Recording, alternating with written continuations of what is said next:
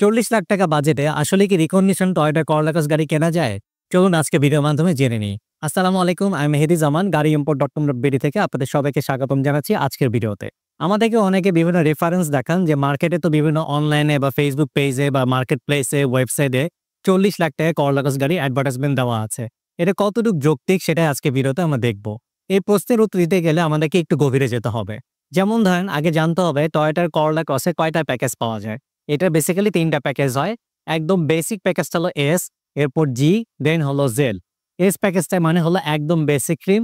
এখানে সাধারণ সিট থাকে, সাধারণ হেডলাইট থাকে, কোনো এলইডি থাকে না, 360 ক্যামেরা থাকবে না এবং কোনো মুনরুফ থাকবে না।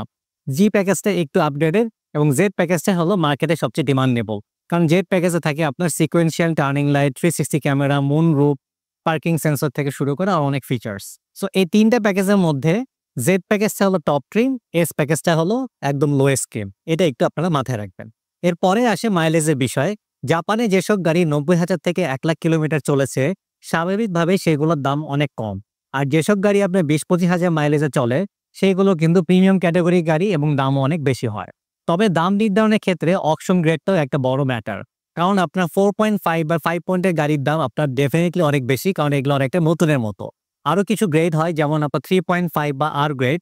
আর গ্রেড মানে হলো অ্যাক্সিডেন্টাল রিপেয়ার কার। এই জন্য এই গাড়িগুলোর দাম অনেক কম হয়। আর গ্রেডের গাড়ির দাম শুনে অনেকে ভাবেন যে জ্যাকপট পেয়ে গেছি, কিন্তু ভিতরের গল্প কিন্তু অনেক আলাদা। এবার আসি কিছু অপশনাল ফিচার্সের কথা।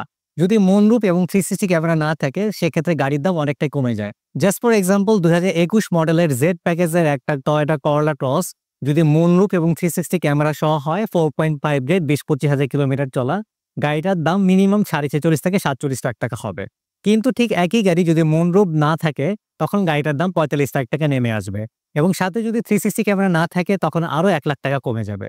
আর মাইলেজ যদি ৮০ থেকে ৯০ হাজার কিলোমিটার হয়, তাহলে কিন্তু আরো ১-১.৫ লাখ টাকা কমে যাবে।